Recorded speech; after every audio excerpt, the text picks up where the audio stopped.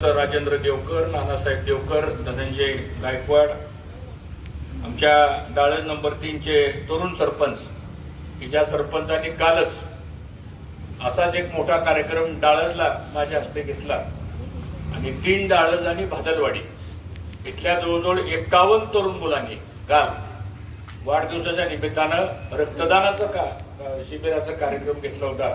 ते आमचे सरपंच अमित जाधव, तानाजी जगताप, कळाशीचे व्यंकटराव देवकर, ज्ञानदेवराव करे, इथं उपस्थित असलेले आमचे रामभाऊ मासाळ, त्याचप्रमाणे आपले मुद्दडचे ॲडव्होकेट प्रदीप थोरात आणि बरीच सगळी लोक येतात। ते सगळ्यांची नावं आपल्या सोसायटीचे चेअरमन हरिभाऊ बागल, त्याचप्रमाणे नामदेव गोगरे, विजय बापू आणि सर्व आलेले या भागातले सगळे आमचे सहकारी, ग्रामसेवक, आमच्या पौशीताई, बंधू भगिनी आणि ग्रामस्थ मित्रांनो, आज खरंच वेळ झालाय, परंतु एक चांगल्या कार्यक्रमाचं आज आपण औचित्य साधलेलं आणि ते औचित्य म्हणजे जवळजवळ 12 कोटी 15 लाख रुपयाची आपली पिण्याच्या पाण्याची योजना।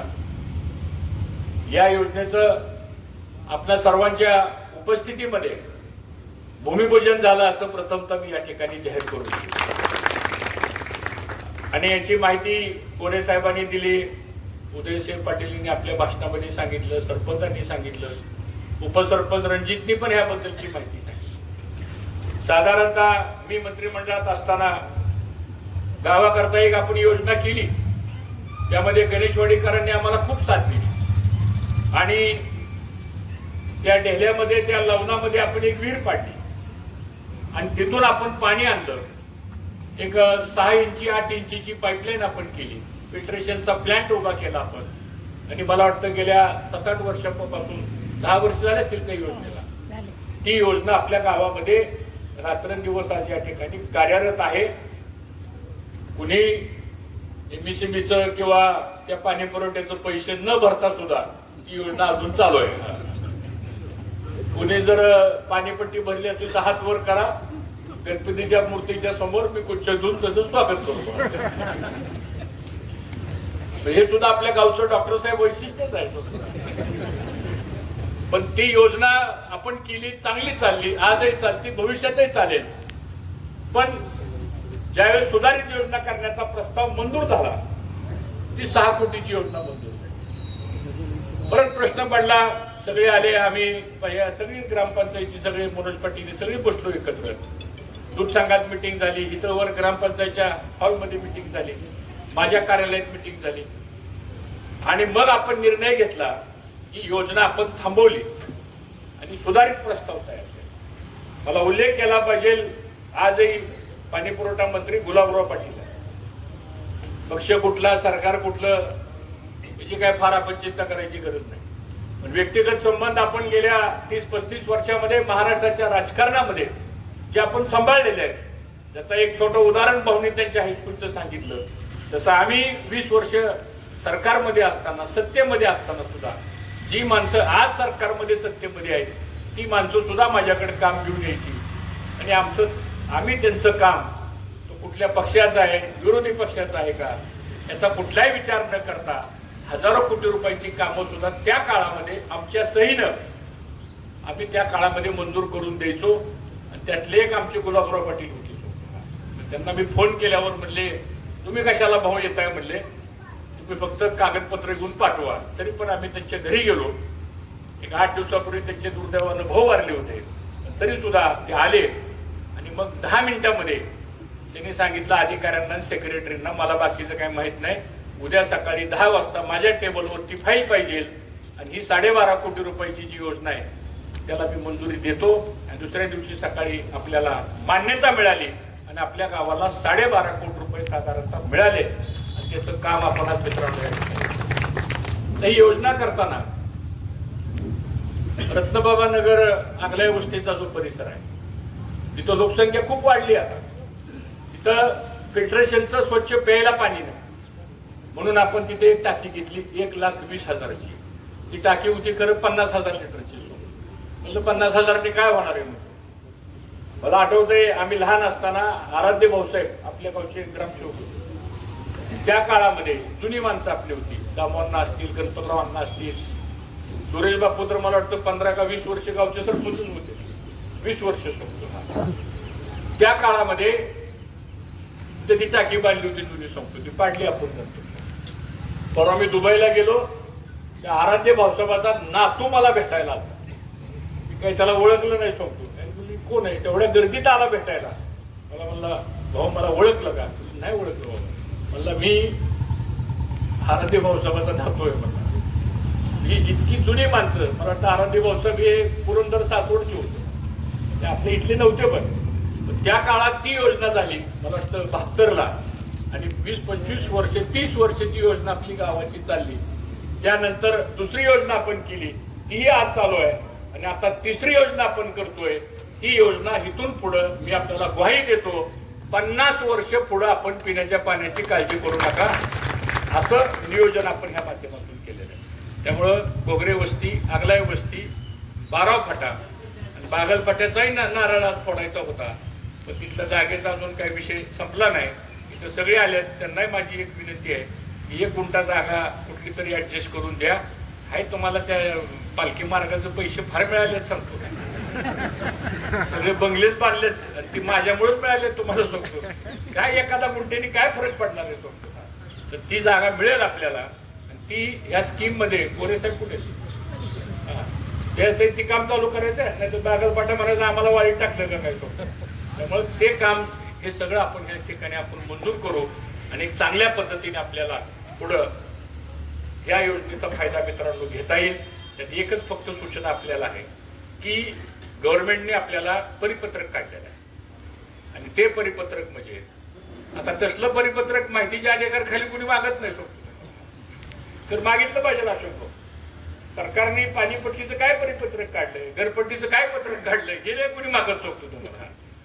तर ते परिपत्रक असं आहे की 1200 रुपये वर्षाला हे आपल्याला या फिल्ट्रेशनच्या पाण्यासाठी आपल्याला द्यावे लागतील, आणि ते आपण दिलेच पाहिजे, हे माझं मत आहे. त्याचं कारण असं आहे की लाईट बिल येणार आहे, आपल्याला 18 तास मोटरीचं पंपिंग करावं लागणार, आणि 18 तास तिथं खाली जॅकवेलवर जर मोटरीचं पंपिंग करायचं असेल आपल्याला, तर त्याला एक्सप्रेस लाईनची पण तरतूद आपण केलेली आहे.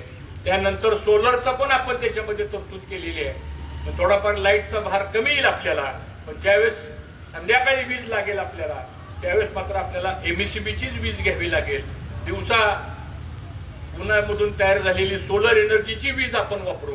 तर अशा पद्धतीने ती योजना आपल्याला चांगल्या पद्धतीने चालवायची. सगळ्या वाड्या वस्तूंची लोक इथे दिसत आहेत. मला माझी एकच विनंती आपल्याला आहे की हे काय ग्रामपंचायत करल, पण चालवायचं काम त्या वाड्या वस्तूंच्या लोकांनी लक्ष दिलं पाहिजे. कारण आपल्याला फिल्ट्रेशनचं पाणी मिळणार आहे. ही बिस्लरीची बाटली दिसते का, हिची किंमत 12 रुपये होती. किती आहे ती? 500 मिलीची सांगतो. 500 मिलीला जर आपण 12 रुपये देत असू, तर एका घरात 4 माणसं असतील, 55 लिटर प्रमाणे, तर 200 लिटर म्हणजे 1 बॅरल तुम्हाला जर पाणी रोज फिल्टरचं मिळणार असेल, आणि 60 दिवसाचे, तर आपण साधारणतः 12,000 लिटर पाणी आपण घेणार असो, तर त्याला काही 100 रुपये द्यायला जर आपल्याला अडचण असेल, मला वाटतं आपलं नुकसान आपण करून घेऊ. दुर्दैवानं आम्हाला वाईट वाटतं, पाणी चांगलं नसल्यामुळं लोकांचं आरोग्य हे खराब होत चाललेलं आहे. अकलूजमध्ये, बावड्यामध्ये, हॉस्पिटलमध्ये जागा शिल्लक नाही. रोज 10-5 लोकांसाठी आम्हाला डॉक्टर इनामदारला फोन करावा लागतो. कालच रात्री कडळे सरांच्या मुलाचा मला फोन आला होता, त्याला फोन ऍडमिट केलं. अशा रोज घटना घडतात. आता काट्याचं एक पत्र आलंय माझ्याकडे, कुठे काटे काय बसलं, ऑपरेशन करायचं. सांगण्याचा उद्देश असा आहे की आपली शारीरिक क्षमता सुद्धा, पाणी चांगलं नसल्यामुळं आपल्या गावाचं आरोग्य सुद्धा चांगलं राहणं हे सुद्धा महत्वाचं आहे. आणि मला वाटतं एकदा आपण सर्वांनी ग्रामपंचायत करता टाळ्या वाजवून ग्रामपंचायत हे काम ग्रामपंचायतने केलेलं आहे. कोणी विचारलं ना ग्रामपंचायतने काय केलं, एकच उत्तर द्या, आम्ही जे पाणी पितोय ना ते ग्रामपंचायतने द्या. नाही तिथे सांगा मला, टीका करणारा माणूस पाणी द्यायला येतो का आपल्याकडे? सांगा. पाण्याचं काम ग्रामपंचायतच्या माध्यमातून झालेलं आहे. ज्या ग्रामपंचायतला मागच्या 2 वर्षापूर्वी आपण आमच्यावर विश्वास ठेवून निवडून दिलं, त्या तुमच्या मताची किंमत, तुमच्या घरात फिल्ट्रेशनचं पाणी देण्याचं महत्वाचं काम आज मित्रांनो आजच्या दिवशी या ठिकाणी सुरू होतंय, याचा आम्हाला सर्वांना मनापासूनचा आनंद आहे. दुसरं, आपण इथं हे शॉपिंग सेंटर हे बघितला फोटो समोरचा, 16 गाड्या आपण बांधतो इथं, ही जागा आहे त्याची शॉपिंग सेंटर. त्याला परवानगी वगैरे सगळी पीडीओची सीओची मिळाल्यानंतर मिळालीच परवानगी त्याची. ते आल्यानंतर एक दौंडी द्या गावामध्ये, गावात 4 ठिकाणी बोर्ड लावा. मी आजच सांगतो हा, त्याच्यावर आणि परत कुठेतरी माहिती मागतो. तर खुला निलाव होणार आहे, त्यात फक्त एकच 8 टाका. जो राहतो बावडे गावात त्यालाच निलाव बोलता येईल. दुसरी त्याच्यामध्ये 8 टाका. ज्याला निलाव बोलायचा आहे त्यांनी 50,000चं डिपॉझिट ठेवायचं आणि मग निलाव बोलायचा. तिसरी अट घाला की 11 महिन्याच्या करारावरच आपल्याला या ठिकाणी आपल्याला करार करावा लागतील. ती जागा ग्रामपंचायतीची, वैयक्तिक कुणाची जागा नाही. चौथा त्याच्यामध्ये 8 टाका. त्याचं काय भाडं ठरवलंय तुम्ही, 1500 रुपये का काय महिन्याला, काय तुम्ही ठरवाल बॉडी, ते ठरवा. आणि ह्या सगळ्या अटी त्या बोर्डावर पहिल्यांदा लिहा आणि ज्याला हे मान्य असेल त्यांनी त्या निलावात भाग घ्यावा. आणि मग आपल्याला साधारणतः 1 कोटीच्या पुढे त्याला खर्च येणार आहे. आपल्याकडे पैसे नाहीत, माणसं श्रीमंत आहेत, पुन्हा आपली ग्रामपंचायत गरीब आहे. तर पैसे लागतील आपल्याला. आणि मग आपण भाऊ हे काम एक चांगल्या पद्धतीने आपण ठरवू, टेंडर मागू. आणि जो कोणी चांगलं काम करेल, कमी किमतीमध्ये करेल, दर्जेदार काम करेल, असं काम करून एक 6 महिन्यामध्ये किंवा 8 महिन्यामध्ये आपल्याला हे कॉम्प्लेक्स कसं उभा करता येईल अशा प्रकारचा प्रयत्न आपण या ठिकाणी करू, हेही मला या निमित्तानं आपल्या सर्वांना सांगायचे. आज याबरोबर आपण गावामध्ये विविध विकासाच्या कामाकरता आपण या ठिकाणी उल्लेख केला की ग्रामपंचायतच्या आवाराच्या समोर इथं 25 लाख रुपये आपल्याला मिळाले. आता हे 25 लाख रुपये पुतळ्याचं सुशोभीकरण करण्याकरता मी मंजूर करून आलो. शिवाजी महाराजांचं जे पुतळा आपण करताना त्याला तर 35 लाख रुपये गेले आपल्या पुतळ्याला. दुर्दैवानं जे यादव ज्यांनी पुतळा बनवला, मागच्या 8 दिवसापूर्वी दुर्दैवानं त्यांचं निधन झालं. त्यांच्या पत्नीचाही मला फोन आला होता. मी दुबईमध्ये होतो. मी त्यांच्या पत्नीचं, त्यांच्या कुटुंबाचं सांत्वन केलं. पण असा एक चांगला कलाकार होता की ज्या कलाकारानं न भूतो न भविष्य ते पुढच्या 1000 वर्षामध्ये त्याची आठवण राहील असा छत्रपती शिवाजी महाराजांचा पुतळा आज त्या ठिकाणी उभा राहिला. हे आपल्या गावाचंच काय, पण आपल्या तालुक्याचं एक वैभव आहे, हे सुद्धा या ठिकाणी मुद्दामून सांगितलं पाहिजे. त्याचबरोबर आपण इथं हे 25 लाख रुपये आपण कलेक्टरला सांगून खास बाब करू. तुम्ही कल्पना करा माझी किती अडचण असेल. आता हे 25 लाख रुपये मंजूर झाले त्यावेळेस आपण भाऊ आम्ही तिकडे होतो. काम बदलायचं म्हणल्यानंतर आता प्रश्न पडला, म्हणलं आपलं काम काय आता होणार नाही. कोणाला कळलंच नाही की भाऊनी ते कसं बदलून आणलं संस्कृती. झालं, आलं, पत्र आलं आणि आता हे काम पेविंग ब्लॉक इथं गेट करतोय आपण आणि हा सगळा वॉल कंपाऊंड करतोय आपण. कारण आता एवढी जागा आपल्या ग्रामपंचायतच्या आपल्या मालकीची राहिलेली आहे. आपण इतके सगळे महामानव आहेत की आपण गावात जागा ठेवली नाही शिल्लक. आता चौकात ठीक आहे, त्याला आता काही इलाज नाही, पण हे काम आपल्याला या माध्यमातून पूर्ण करता येईल. दुसरं, आपण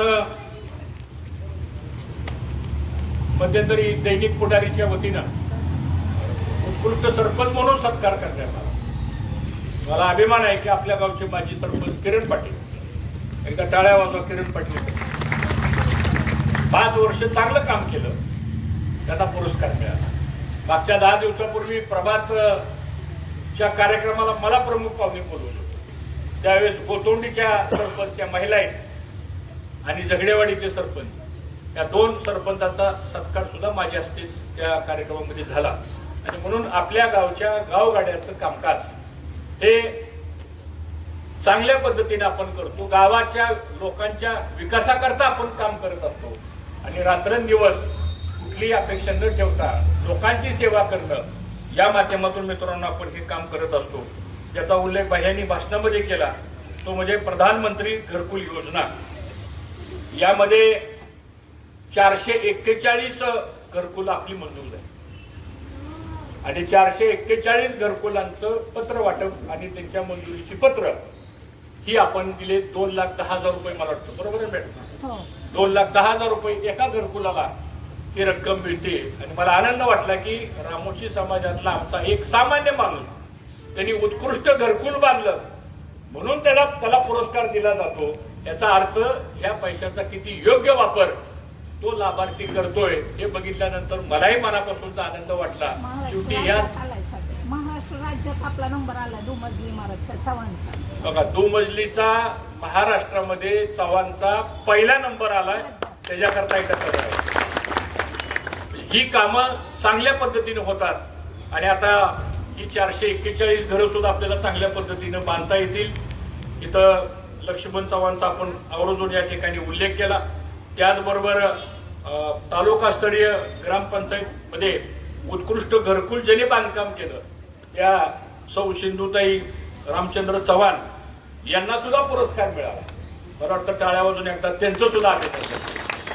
म्हणजे आलेला सरकारचा पैसा हा किती चांगल्या पद्धतीने आपण करू शकतो आणि पुढच्या पिढीला त्या वास्तूची कशी आपल्याला उपयोग करता येईल हे काम सुद्धा ह्या माध्यमातून झालेलं आहे. आता 2001 ते 2011 पर्यंत साधारणतः आपल्याकडं जे अतिक्रमण झाले गायरानामध्ये, कारण किरण सरपंच असताना 16 मागासवर्गीय वस्त्या होत्या त्या 32 केल्या. त्या का 32 केल्या? तर जेवढ्या वस्त्यांची संख्या वाढेल तेवढा निधी आपल्याला समाज कल्याणचा मागासवर्गीय विभागाचा मिळू शकतो आणि त्यातून त्या 32 वस्त्या आम्हाला कशा विकसित करता येतील यासाठी आपण हा निर्णय घेतला आणि त्यामुळं विकास त्या मागासवर्गीय लोकांचा सुद्धा चांगल्या पद्धतीनं घडू लागला.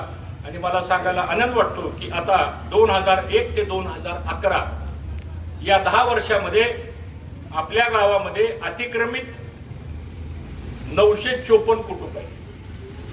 आता शासनाचा GR आलेला आहे की ह्या 954 लोकांना 500 स्क्वेअर फीटाची जागा द्यायची आणि तो GR सुद्धा आहे माझ्याकडे. मी तो GR सुद्धा वाचला आणि त्या GR मध्ये 7(1) जे कलम आहे त्या कलमामध्ये त्यांनी असं म्हणलेलं आहे की 1 जानेवारी 2011 पूर्वी निवासी प्रवचनासाठी अतिक्रमण केलेल्या पत्र अतिक्रमणधारकाची यादी तयार करण्यात यावी आणि पात्रता निश्चित करताना संबंधित अतिक्रमणाचं पत्र हे त्या गावात अन्यत्र कुठेही घर नसेल याची खात्री करावी आणि त्याला 500 स्क्वेअर फीटापर्यंत अतिक्रमण विनामूल्य नियमित करून द्यावं असा शासनाचा GR आता आपल्याकडे आलेला आहे.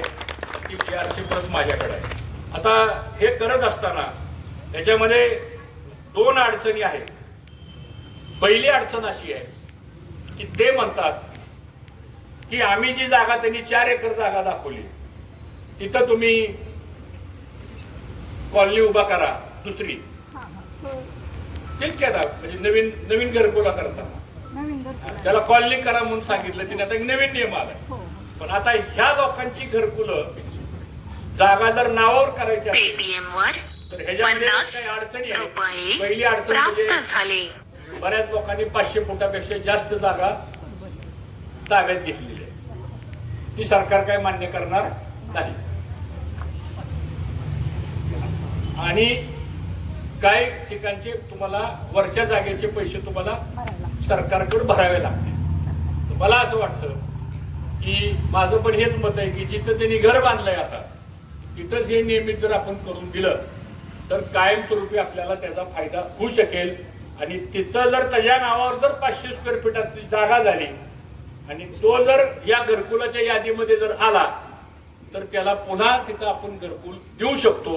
मला वाटतं हा एक मोठा निर्णय आपल्याला भाऊ करावा लागेल. हे करत असताना एक मीटिंग आपण पुढच्या 8-10 दिवसामध्ये तहसीलदार, तलाठी, सर्कल, प्रांत, BDO, तुमचा विस्तार अधिकारी आणि आपण आणि ही सगळी लोक एकदा बोलवू आपण आणि त्यांना ह्या पद्धतीप्रमाणे आपण काम सुरू करू.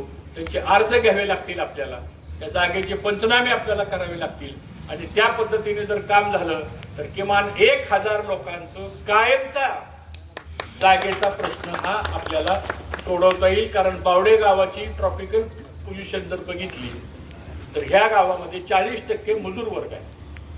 या गावामध्ये 23 जाती धर्माची लोक राहतात. या गावामध्ये भूमिहीन असणारा वर्गही मोठा आहे आणि या गावामध्ये घरकुल ज्याला घराची आवश्यकता आहे तोही वर्ग फार मोठा आहे. तर मला असं वाटतं त्याच्याकरता ही ग्रामपंचायत एक सामान्य माणसासाठी काम करते. हा एक 2 निर्णय तुमच्या ह्या 5 वर्षाच्या काळात रस्ते किती झाले काय झाले ठीक आहे ते तर महत्वाचंच आहे, ते तर करूच आपण.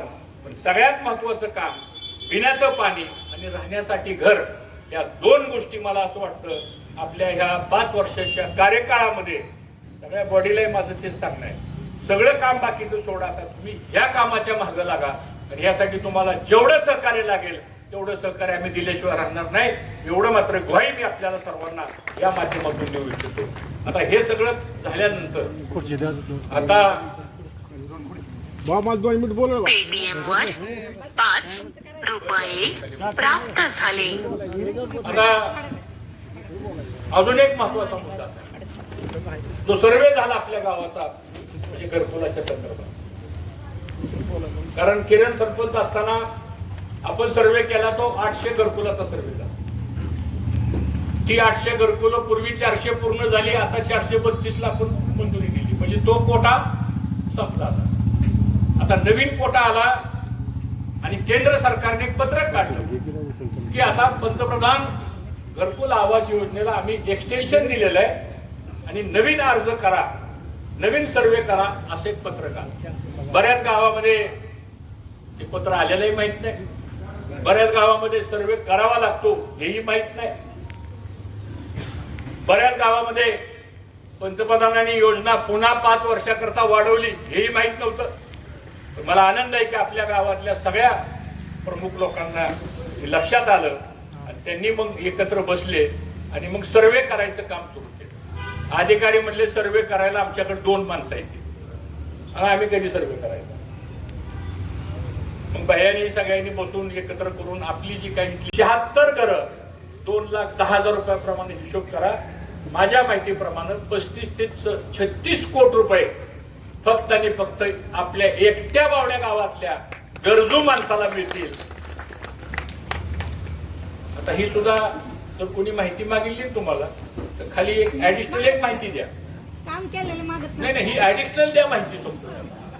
36 कोटी रुपये गरीब माणसाला आम्ही आणलेत म्हणा, ह्याच्याबद्दल तक्रार असेल तर सांगा म्हणा. म्हणजे काम कुणासाठी आपण करतो ठीक आहे, कुठं काही चुकलं असेल, चुकत होत असेल, मी नाही म्हणत नाही असं समजा, पण ती चूक दाखवणं, ती चूक दुरुस्त करणं, लोकशाहीमध्ये प्रत्येकाने आपापली भूमिका मांडणं, विरोधाकरता विरोध असता कामा.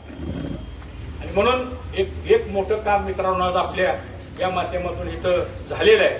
आणि म्हणून विषय खूप आहेत, पण एक गोष्ट निश्चित आहे की बावडा गाव हे शेवटी आपलं जन्मगाव आहे. या मातीमध्ये आपण वाढलेलं. ही समोरची प्राथमिक शाळा आहे, माझं 1ली 2रीतलं शिक्षण इथं झालेलं आहे. तुमच्या शेजारच्या तिथं आम्ही बालवाडीला असायचो त्या पत्र्याच्या शेडमध्ये बघतो. म्हणजे आपलं उगमच ह्या गावातलं झालेलं आहे. त्यामुळं या गावाच्या विकासाकरता कुठलंही राजकारण मनामध्ये न आणता आपण सगळ्यांनी मिळून हे गाव कसं उत्तम गाव होईल या दृष्टीने सुद्धा मला वाटतं प्रयत्न करण्याची आवश्यकता आहे. उद्या गावाला पुरस्कार मिळाला तर ते काही हर्षवर्धन पाटलाला पुरस्कार मिळणार नाही. उद्या गावाचं कौतुक झालं तर ते काही हर्षवर्धन पाटलाचं कौतुक होणार नाही, ती शेवटी बावडे गावाचं होणार आहे. आणि आपण सर्वजण बावडेकर आहोत याचा एक रास्त अभिमान हा तुम्हाला आम्हाला सर्वांना असला पाहिजे. या पद्धतीनं मला वाटतं पुढे आपल्याला वाटचाल करण्याची आवश्यकता आहे. म्हणून आपल्या गावामध्ये छत्रपती शिवाजी महाराजांचा पुतळा उभा केला, त्यांचा आदर्श आपण घेतोय.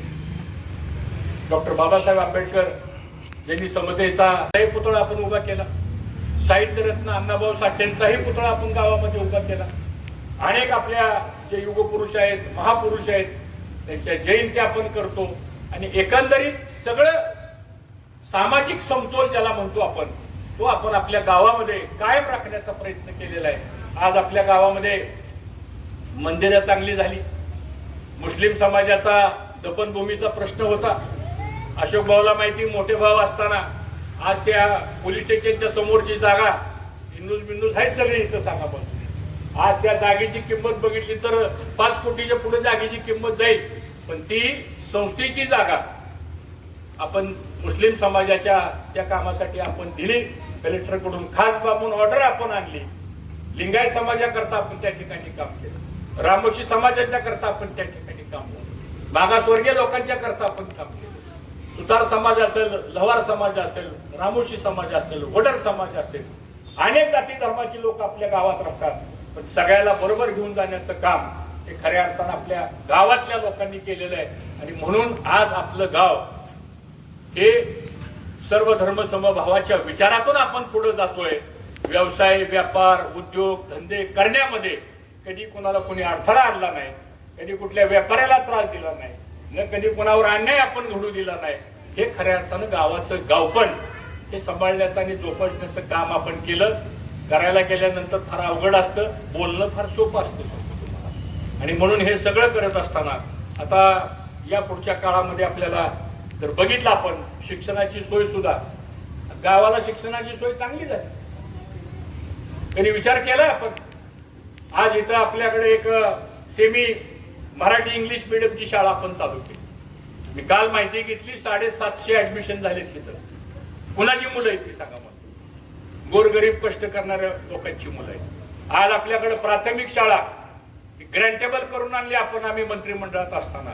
आज तिथं 600 मुलं आपल्या शिवाजी विद्यालयाच्या प्रांगणामध्ये बालवाडी पासून 4थी पर्यंत आज 600-650 मुलं. कोणाची मुलं आहेत ते? गावातल्या गरीब माणसाची मुलं आहेत. 5वी ते 10वी हायस्कूल आहे आपलं आहे. आज जवळजवळ 1200-1300 मुलं त्या हायस्कूलमध्ये आहेत. कोणाची मुलं आहेत? इथल्या गरीब माणसांची मुलं आहेत. आपण रत्नबाबा महिला कॉलेज आपण काढलं खास बाब म्हणून. त्याला ग्रँट नाही, काढलं कॉलेज आपण.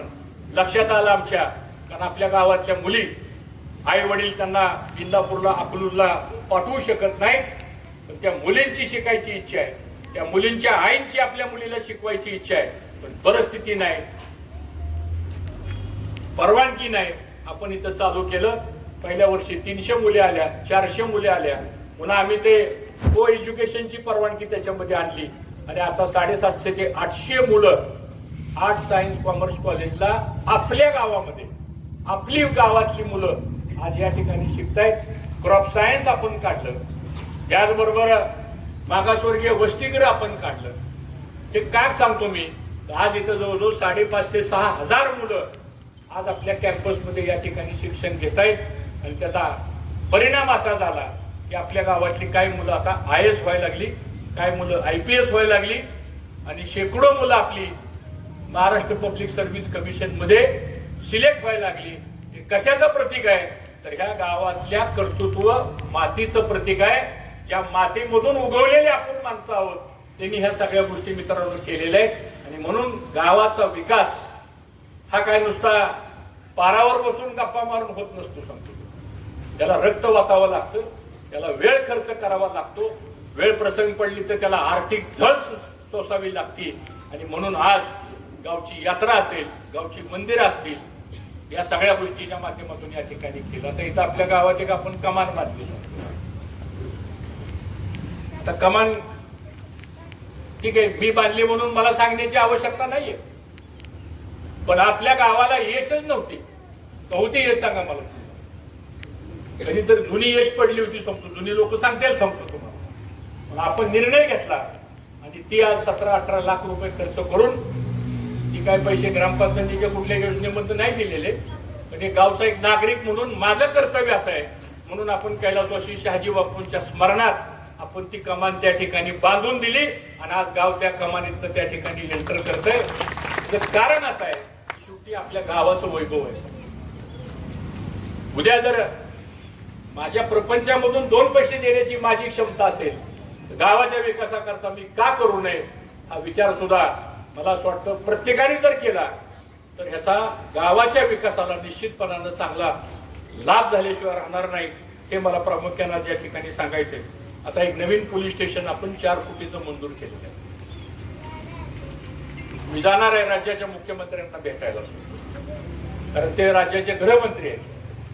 झालाय प्रस्ताव तयार झालाय, SP गिल आहेत, त्यांची पण शिफारस मिळाली आपल्याला. आणि आता जे आउटपोस्ट आहे आपल्या इथं, तिथे एक जवळजवळ 40-35 गुंठ जागा आहे. ती जागा आपण त्याला प्रस्तावित केलेली आहे.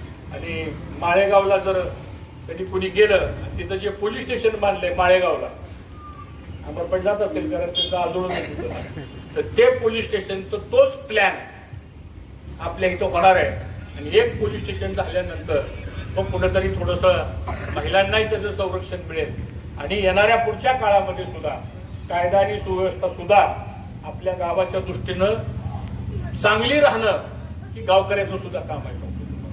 काही गोष्टी ठराविक लोकांनाच कराव्या लागतात, ते करण्यासाठी म्हणून सुद्धा इथं आपल्याला पोलीस स्टेशनची गरज आहे. तेही काम आपण ह्या माध्यमातून केलेलं आहे. आता ग्रामीण रुग्णालय दुर्दैवानं मी जागतिक बँकेच्या योजनेमधनं 10 कोटी रुपये ग्रामीण रुग्णालयाला आणले. सुंदर इमारत झाली, वाईट वाटतं जाता येता बघताना, पण त्याला स्टाफ सुद्धा साधा सरकारकडून मिळू शकत नाही. आता तोही प्रयत्न मला असं वाटतं आपल्याला करावा लागेल.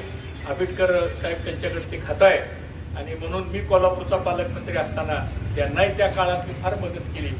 एकदा त्यांना भेटून आपल्याला इथं स्टाफ जर मंजूर झाला तर एक चांगलं ग्रामीण रुग्णालय, एक साधारणतः रोज 200-250 तर ओपीडी व्हायला पाहिजे.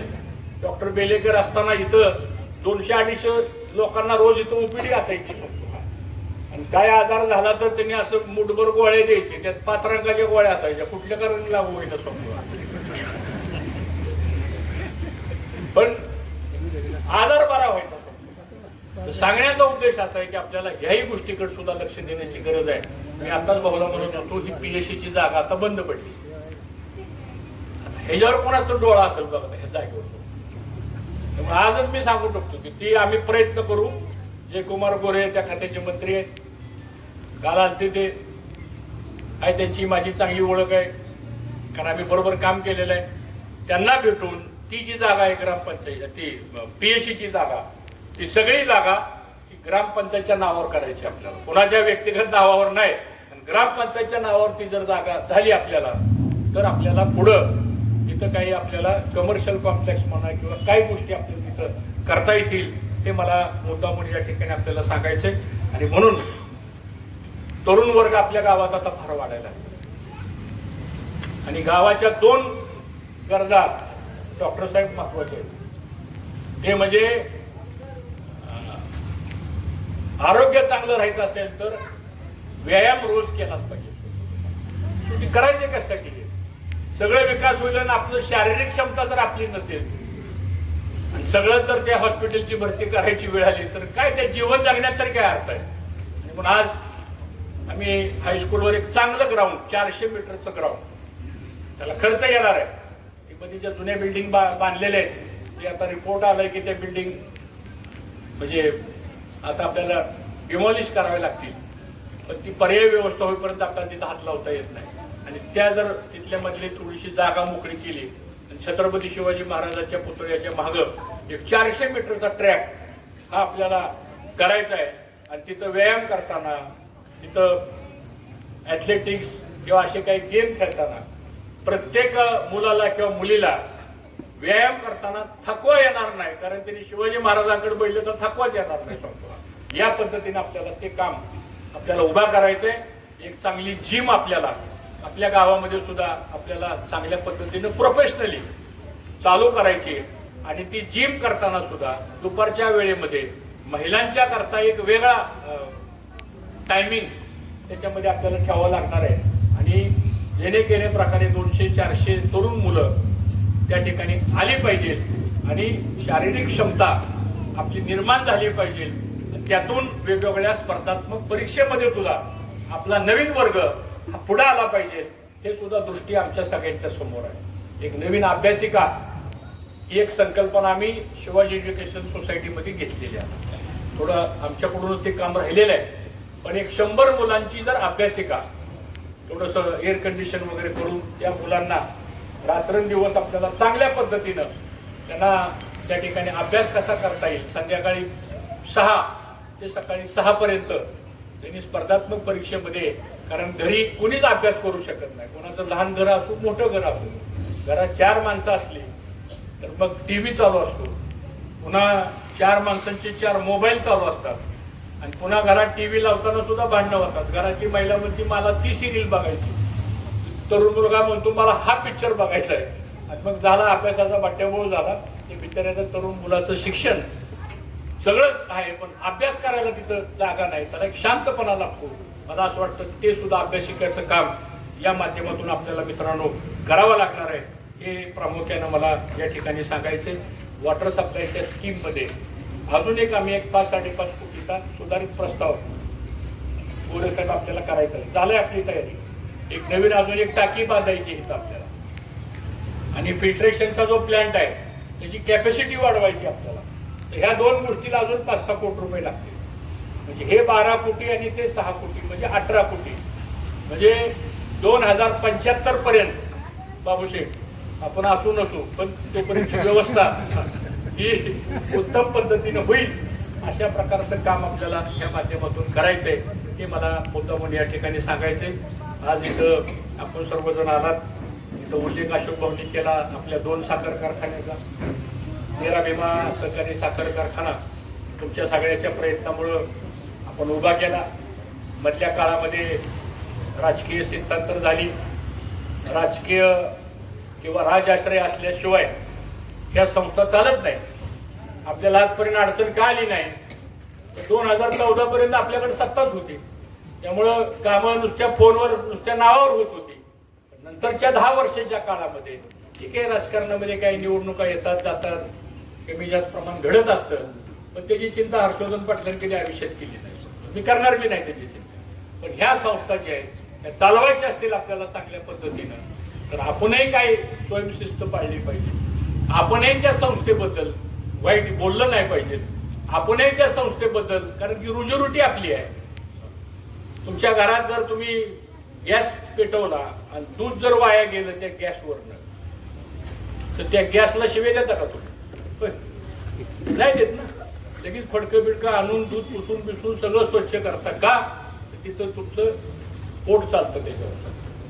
ह्या संस्था आहेत सांगा मला. रिकामं टेकडे यायचं बोलायचं काही करायचं ठीक आहे, त्याची काय फार मी पण चिंता करत नाही. पण आता आपल्या अडचणी सगळ्या दूर होत आलेल्या आहेत. यावर्षी मेरा भीमा सहकारी साखर कारखाना याचं आपलं उद्दिष्ट 7 लाख टनाचं आहे, आणि 7 लाख टनाचं गाळप आपण करणार आहे. आणि ऊसाचं पेमेंट सुद्धा तुम्हाला ह्या वर्षी आता अनुभव येईल. ठीक आहे, 2-3-4 वर्ष अडचणी झाल्या, पण पेमेंटही वेळेवर मिळेल आणि ऊसाचा दरही वेळेवर मिळेल. आणि हे सगळं करत असताना ऊस सुद्धा परिपक्व झाल्याशिवाय कारखान्याला गाळला जाणार नाही, हेही तितकंच खरं आहे. या सगळ्या गोष्टीचा विचार आपल्याला सर्वांना करावा लागेल. आता नोंदी घेण्याची प्रक्रिया सुरू झाली. काही लोकांना सवय अशी आहे नोंद द्यायची नाही, बघायचं ती काय देतंय, ही काय देतंय, ती काय देतंय. कोण देणार नाही, करणार नाही. शेवटी आपल्याला आपल्या संस्था ह्याच आपल्याला उपजीविकेचं साधन आहे.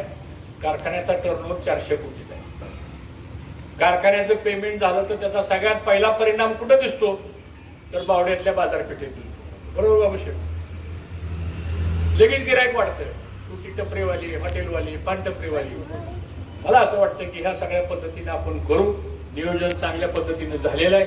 यावर्षी आपल्याकडे 9,000 टनाची यंत्रणा भरली. आपण जो प्रॉब्लेम होता ना आपल्याला सांगतो, आम्ही पहिल्या दिवसापासून डायरेक्ट सिरप इथेनॉलला जाणार आहे.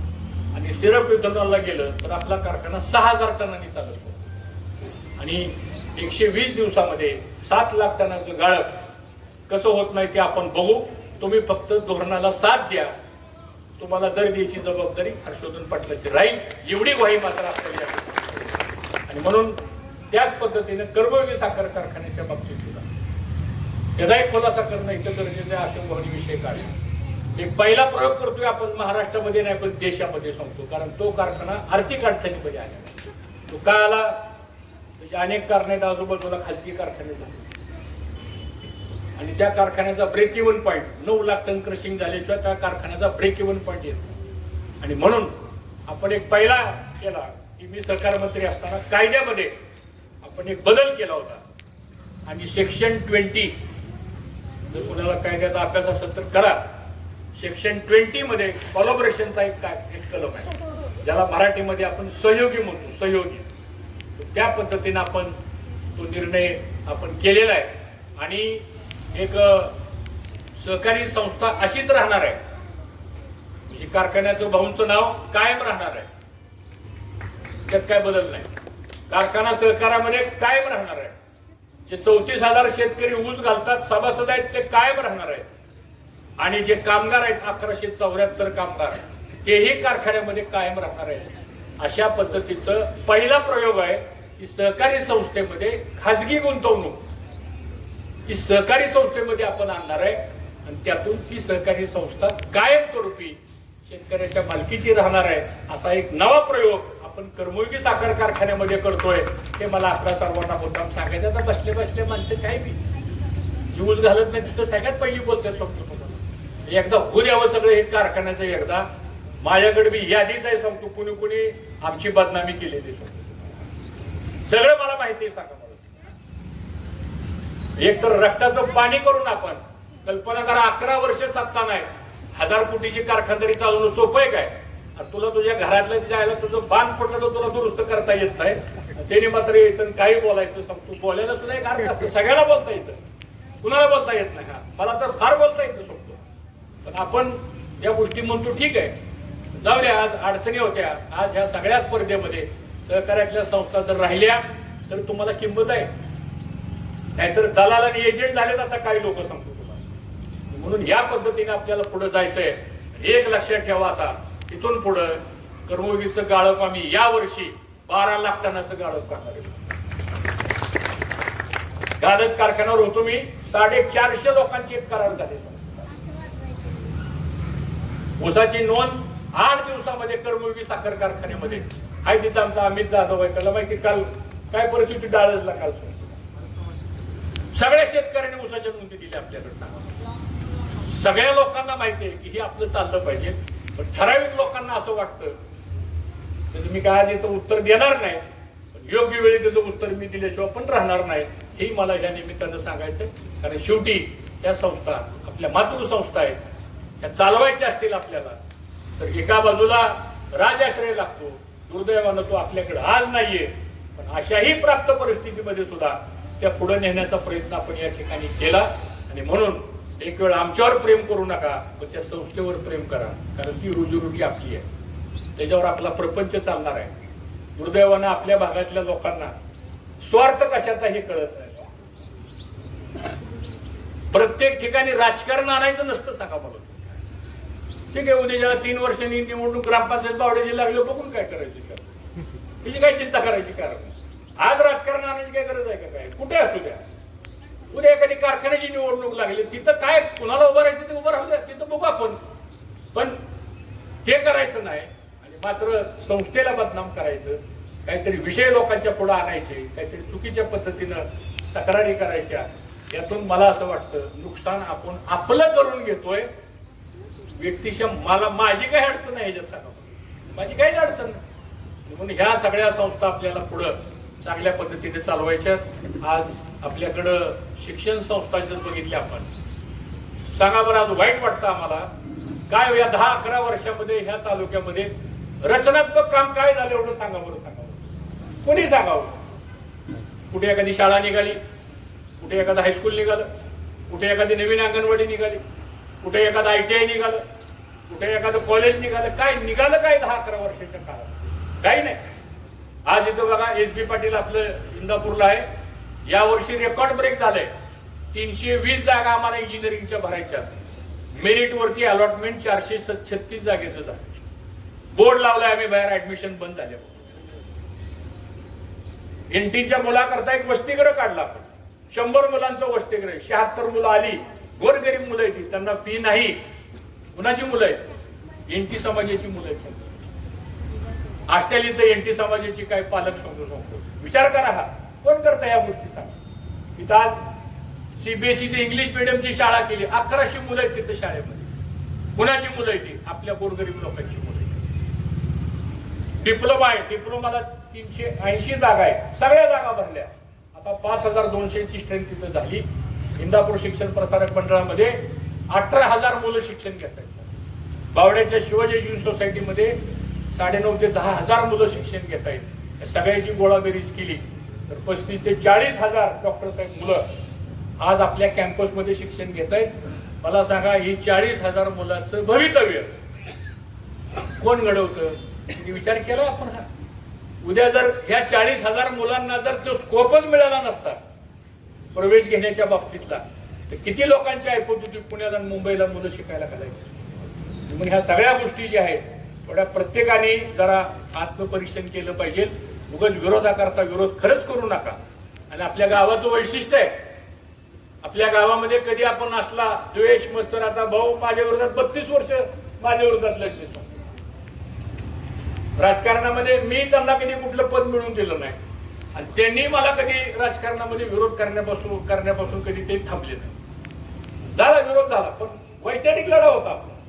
असा व्यक्तिगत भांडण किंवा व्यक्तिगत टीका किंवा असली अनपार्लमेंटरी शब्द वापरणं किंवा चुकीचं बोलणं ही संस्कृती नाही आपली, सांगा मला. आणि मला भीती कशाची वाटते, जर ही संस्कृती जर आपण नाही दुरुस्त केली तर पुढच्या पिढ्या आपल्याच अंगावर येतील.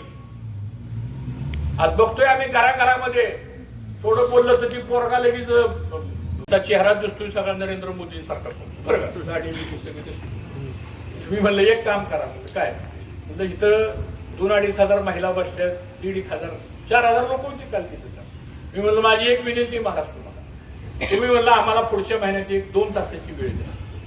म्हणजे कशाला म्हणलं तुम्ही प्रवचन करायला आमच्या कॅम्पसमध्ये या आणि 10,000 मुलं गोळा करतो म्हणजे, फक्त तरुण मुलं बरं का, मुली आणि मुलं सगळे गोळा करतो म्हणजे मी, पिन ड्रॉप सायलेन्स राहील म्हणजे. पण तुम्ही या आणि ह्या नव्या पिढीला आध्यात्मिक मार्गदर्शन तुम्ही करा, कारण ही आज आमच्या तालुक्याची गरज आहे. आणि हे जर नाही आपण केलं तर किती 20 कोटीच्या योजना आणा आणि किती फिल्ट्रेशनचं पाणी द्या, तर माणसाचं हे जर बिघडलं तर ह्याला अर्थच नाही काय सांगतो. पण हे काम सुद्धा आपल्याला करावं लागेल, कारण ह्या समाजामध्ये आपण वावरतो. 2 गोष्टी जर मला चांगल्या माहिती असतील तर त्या माझ्या पुरत्या मर्यादित न ठेवता त्या पुढच्या पिढीला सुद्धा मार्गदर्शन केलं पाहिजे. आज आपली संतांची भूमी आहे महाराष्ट्रामध्ये आणि मग ह्यातनं सुद्धा आपल्याला ह्या गोष्टी कराव्या लागतील, हे मला या निमित्तानं मुद्दाम सांगायचंय. आज इथं बावडे ग्रामपंचायतला मी धन्यवाद देतो. आणि काय काळजी करू नका, अशा तक्रारी बिक्रारी येतील जातील, काय नाही विचार करायचा नाही. आपलं आपलं काम करायचं, चुकायचं नाही कुठं. फक्त आपल्यावर कुणी भ्रष्टाचाराचा आरोप ठेवला नाही पाहिजे, आपल्यावर कुणी वेगळ्या नजरेनं बघितलं नाही पाहिजे. जो माणूस स्वच्छ आणि प्रामाणिक असतो ना त्याला भीती वाटायची काही कारण नाही. जे काम असेल ते लोकांच्या काम करताना काही चुका होणार आहेत आपल्या, त्याही बघू आपण, पण आपल्याला काम लोकांसाठी करायचंय. आणि मला आनंद आहे की आज आपली बावडा ग्रामपंचायतची तुम्ही सगळ्यांनी अतिशय विश्वासानं फार मोठ्या मताधिक्यानं आज ही ग्रामपंचायत जनतेनं आपल्या हातात दिलेली आहे. त्यामुळं त्याला कुठेही तडा जाणार नाही एवढी खबरदारी आपण करू. एखादं काम कमी झालं तर चालेल, पण अन्याय कोणावर होता कामा नये, नुकसान कोणाचं आपल्याला करायचं नाही. आणि आलेल्या माणसाला न्याय देण्याची भूमिका ही ग्रामपंचायतच्या माध्यमातून आपण करूया, एवढाच विश्वास या ठिकाणी व्यक्त करतो. आज आपण सर्वजण एवढ्या मोठ्या संख्येने आलात त्याबद्दल पुन्हा एकदा सगळ्या ग्रामस्थांचं आणि बावडा ग्रामपंचायतचे सरपंच, उपसरपंच, सगळे सदस्य यांचं मनापासून अभिनंदन करतो. खूप चांगलं नियोजन आज आपण आपल्या गावाच्या दृष्टीनं, कार्यक्रमाच्या दृष्टीनं झालं. आणि रणजित म्हणल्याप्रमाणे इथून पुढं एकच उत्तर द्यायचं की कुणी टीका जरी आपल्यावर केली तर त्याला आपण कामातनं उत्तर द्यायचं. शेवटी लोकांना सगळं माहीत असतं. मी जरी काय भाषण करत असलो तरी मी कोण आहे हे समोर बसलेल्या सगळ्या लोकांना माहीत असतं. त्यामुळे त्याची फार आपण चिंता करायची गरज आहे असं मला वाटत नाही. आणि म्हणून चांगलं काम आपण करू. थोडं जाता जाता एक फक्त सल्ला देणं गरजेचं आहे. आपल्या ग्रामपंचायतची आर्थिक परिस्थिती ही ट्रम्पकडे जाऊन आपल्याला सांगावं लागेल की काहीतरी बघा म्हणून. जर थोडी आपली ग्रामपंचायतची आर्थिक परिस्थिती ही जर सुधारायची असेल आपल्याला तर वसुली आपल्याला करावीच लागेल. आणि वसुलीच्या बाबतीत, कारण कामगारांचे पगार आहेत, 7-8 लोक काम करतात, त्या सुद्धा गोष्टी ती पण माणसंच आहेत, त्यांना पण प्रपंच आहे आणि त्यांचं रोजीरोटी ग्रामपंचायतच्या पगारावरती आहे. आणि शिवाय दिवाबत्ती काय किरकोळ खर्च अमुक असतात तर ती थोडी वसुलीच्या कामामध्ये जरा सहकार्य द्या. थोडं जरा तुम्ही बी जरा त्यात लक्ष घाला. सगळे थोडासा वाईटपणा असतो, नाही असं नाही, घाला. नाहीतर काहीतरी कायदा बिदा बदलून या आमच्याकडे कारखान्याकडे आला ऊस तर बघू आपण काय करायचे, काही ना काहीतरी मार्ग काढावाच लागेल. हे असं करून नाही चालणार आपल्याला. शेवटी संस्था, स्थानिक स्वराज्य संस्था त्या आर्थिकदृष्ट्या सुद्धा व्यवस्थित चालल्या पाहिजे. त्या दृष्टीने आपण सर्वजण प्रयत्न करू एवढंच आवाहन करतो. सगळ्याला शुभेच्छा देतो आणि माझ्या वाढदिवसाच्या निमित्तानं ज्या सद्भावना आपण व्यक्त केल्या त्याबद्दल सर्वांचंच मी अंतःकरणापासून आभार मानतो आणि माझ्या पुढील आयुष्याला आपण ज्या शुभेच्छा दिल्या त्याबद्दल धन्यवाद व्यक्त करतो आणि थांबतो. जय हिंद, जय महाराष्ट्र.